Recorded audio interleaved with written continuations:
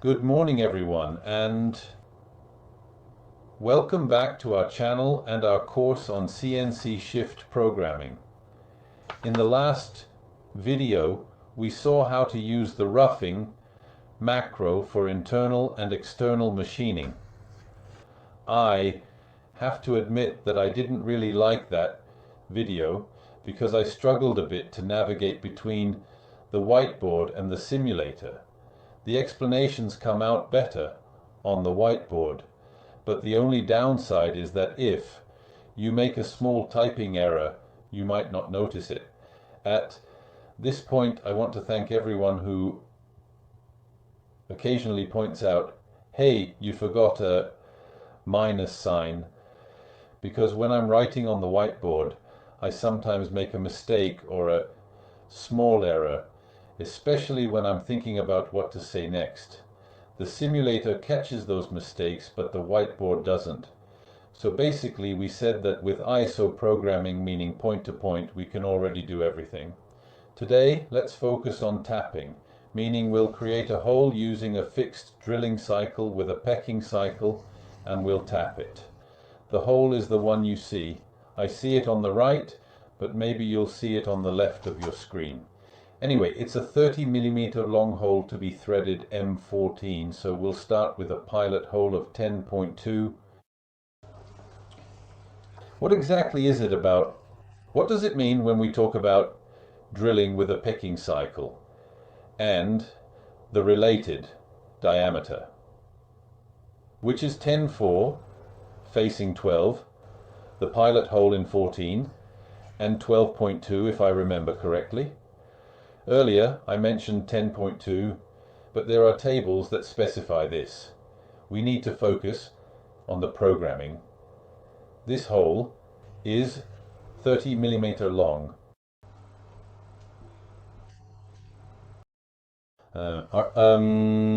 Drill bit. There are two options. Either position yourself in front of the piece, I move here, do it in one go, and then pull back, or do it in one go, retract by 1 millimeter, do it again, retract by another millimeter. Obviously, this is to help you understand the tip won't be stepped, it will move in one direction back and forth.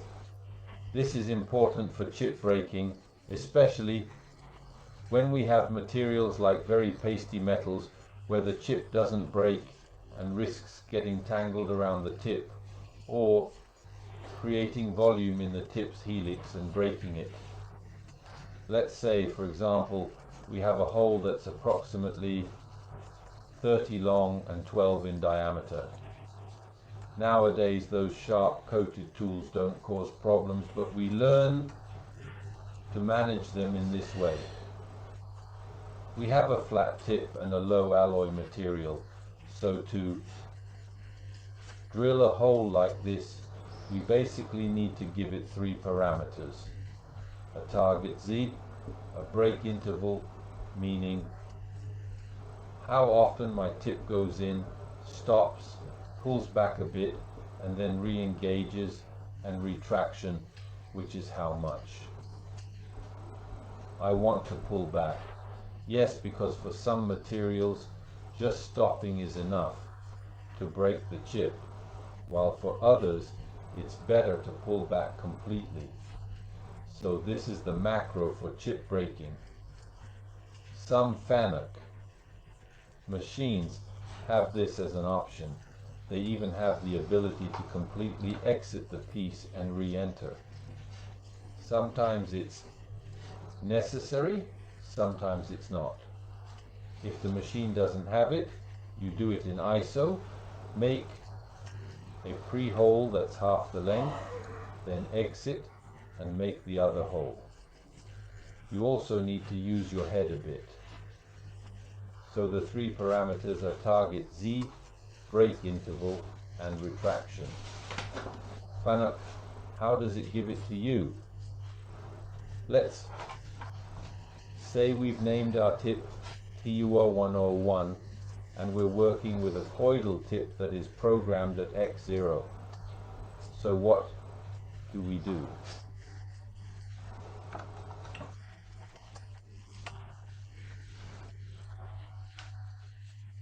Let's set a G97, 700, M3.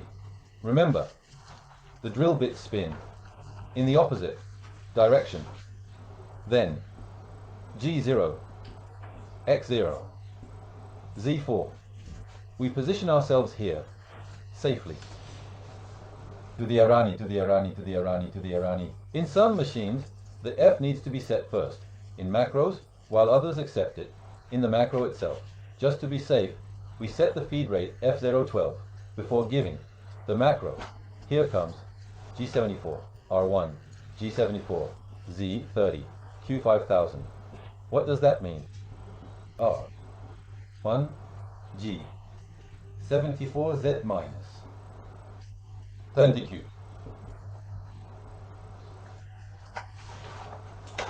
We instruct the machine to tick in 2 blocks. Using G74, we execute a deep drilling cycle with a chip breaker. The macro ends at Z30, moving from Z4 to Z30 in 5,000 thousandths. Every 5 millimeters, you stop, retract 1 millimeter, and restart. If travel isn't a multiple of 5, the last step can vary. Starting from Z4, steps are Z1, Z6, Z11, Z16, Z21, Z26, Z30. Begin with a G1 approach to Z0 before the macro. Once done, the machine returns to 0x0 Z4. If unsure, repeat G0x0 to finish drilling. The bit size sets the measurement. If our path is not a multiple of 5, it doesn't matter. The last obstacle will be 2, 3, 4, 2.5 minute. It's not a problem. You see, as you can clearly see and understand, we start from Z4. For her, the pole is at Z4, so it will indeed take a first step to Z1, Z6, Z11, Z16, Z21, Z26, Z30. So the last step goes from 4 millimeter. Obviously I didn't optimize this. For example, you could have first set a simple G1 approach to Z0 and then started the macro. That said, once the macro is finished, the machine automatically returns to G0x0 Z4. If you're in doubt or have any concerns, just repeat G0x0 and you've drilled your hole, you've done your work. You see, in this very specific scenario, the machine doesn't care at all if you have a drill bit that's 1, 2, 10 or 20. It will make its hole, and then the size of the drill bit will determine the measurement. Also, especially in this case, the machine operates efficiently. If you're working with an insert bit for the machine, there's no problem. Insert bits are specifically designed for precision and efficiency, making them ideal for various machining tasks. If you need to make a 30mm hole, you have a 30mm bit for the machine, so working at 30mm is fine.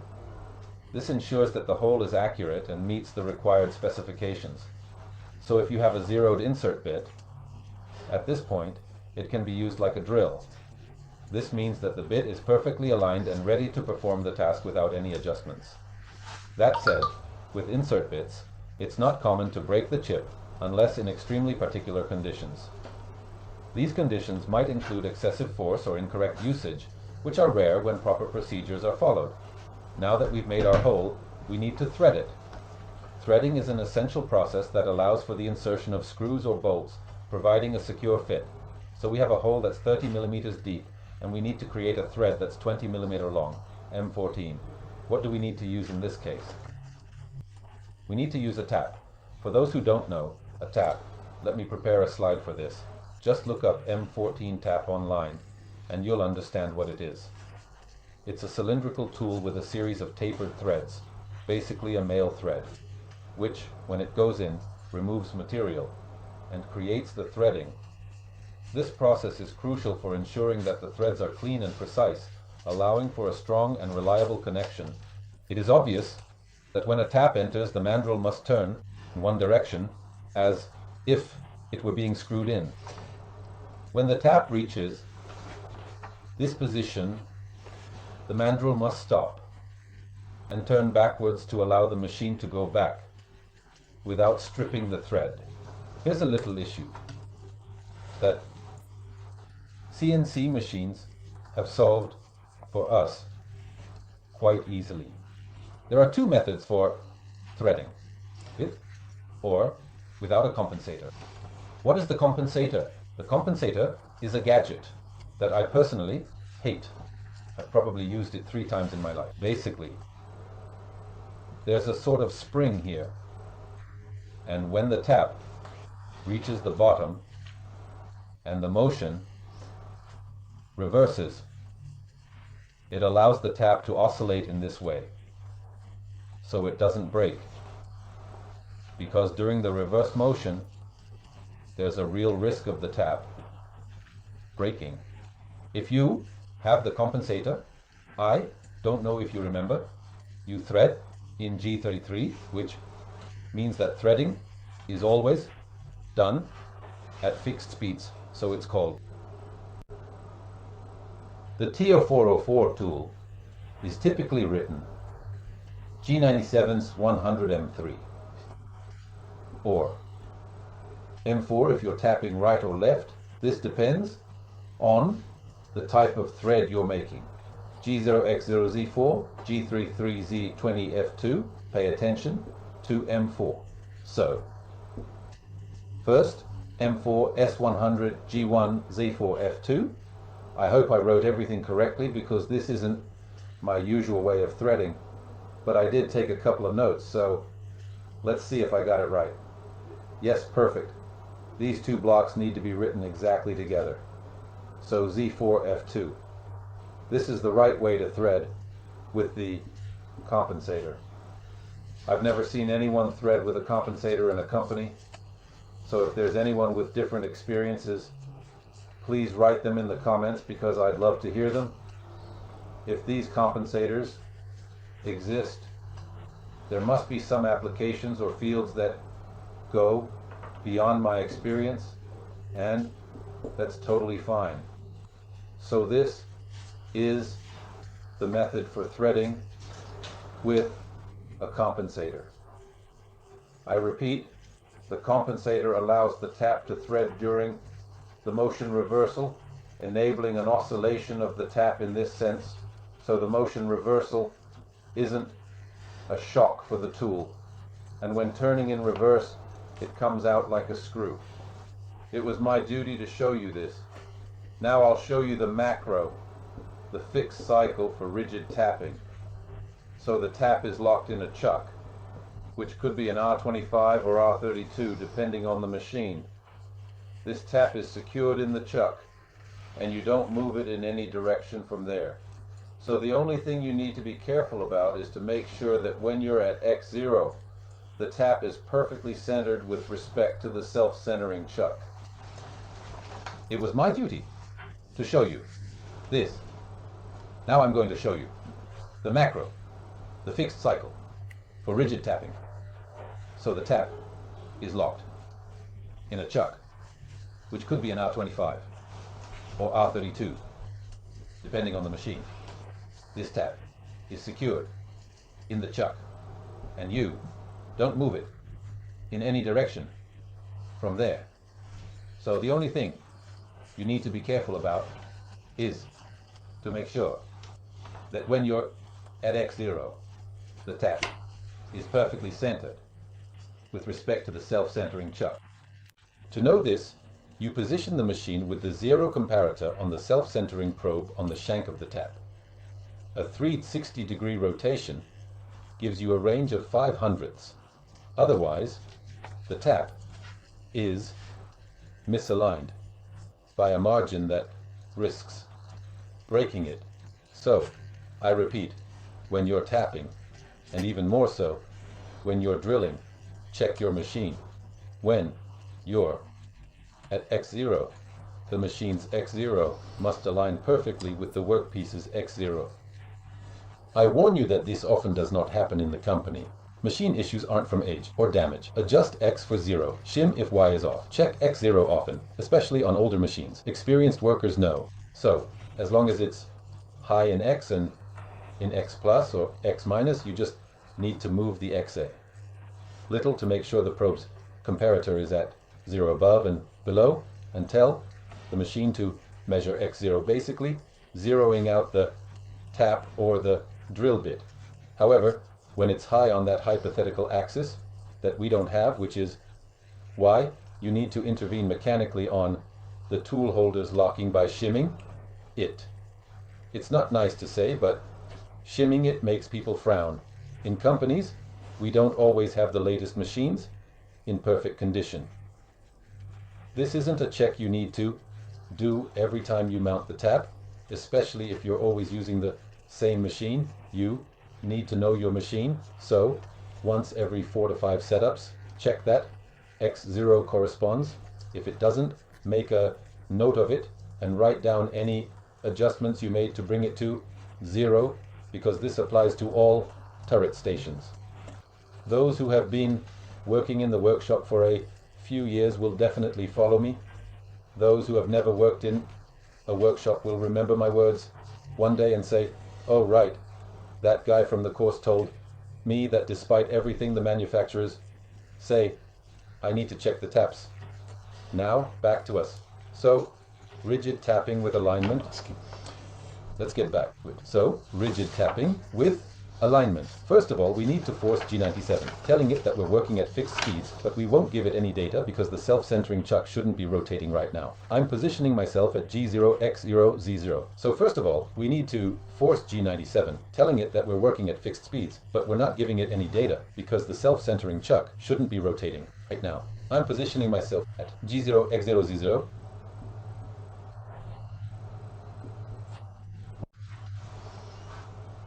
So I bring the tap right here. I remind you that the self-centering tool is currently stopped. Give yourself a good margin in Z because you need to give the self-centering chuck time to start. When the chuck starts to move, it is also Z-axis. It will start moving, but it needs to accelerate. You can't go from 0 to F2 instantly. You need to go from 0 to F2 over a fraction of a second. If I haven't reached a constant speed by the time I enter the workpiece, I'll strip the thread.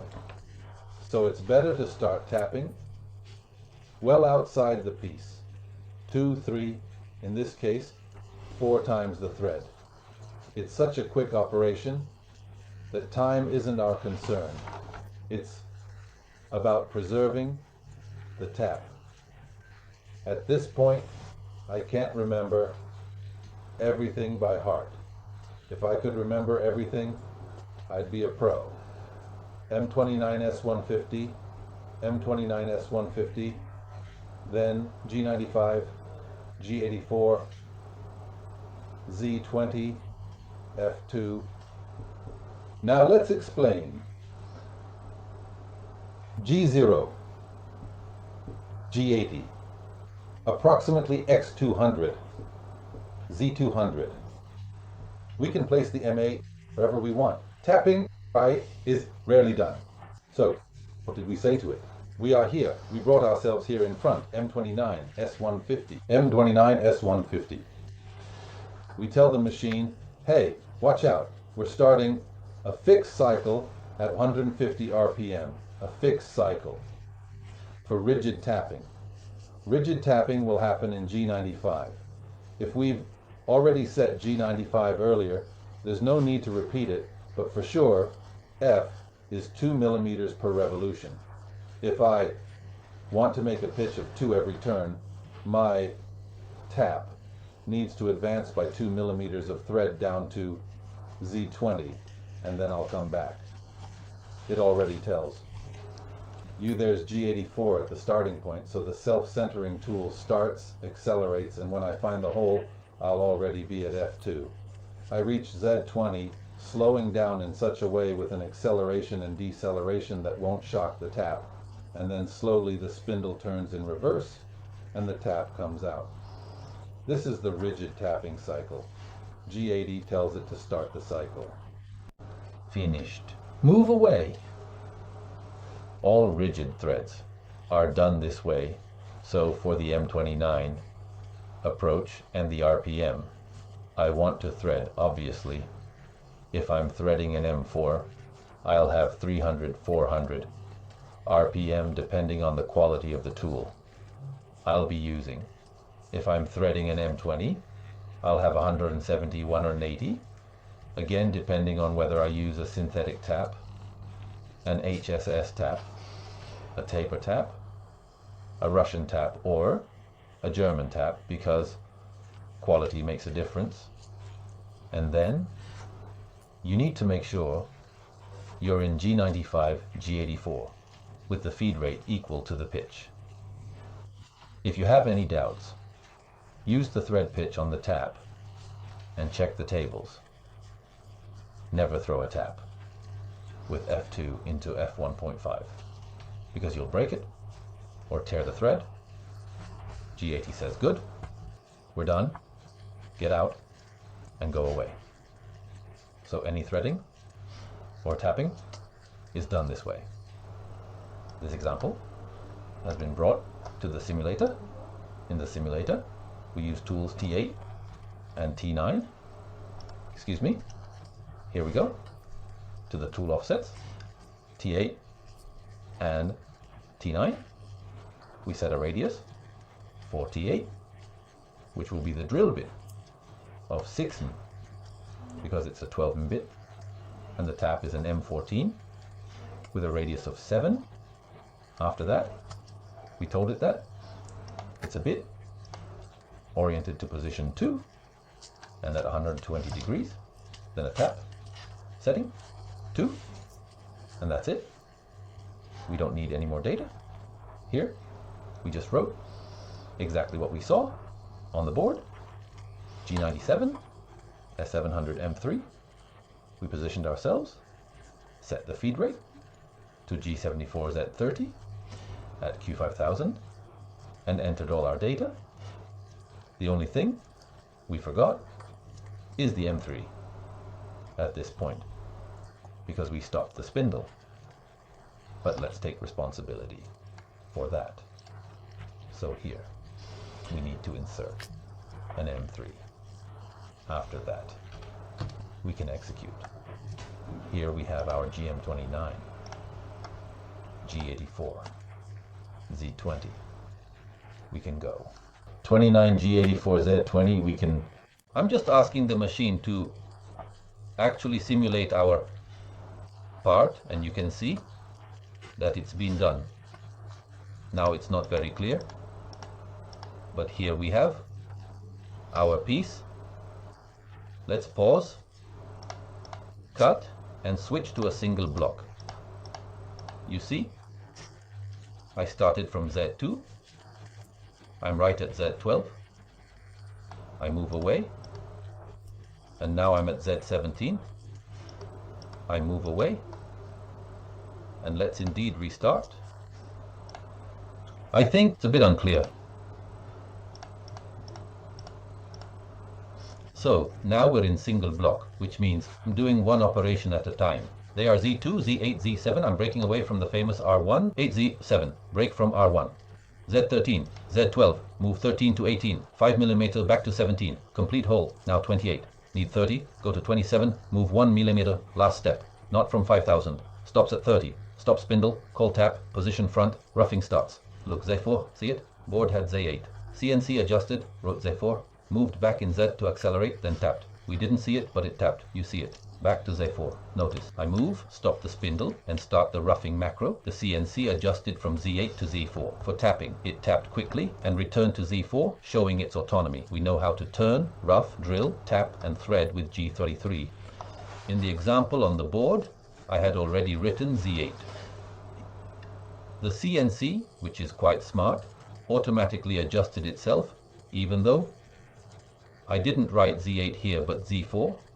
It moved back in Z by a distance that allowed it to accelerate on entry. Then it started tapping. We didn't even see it because it was faster than us, but it did tap. And you can see it from here.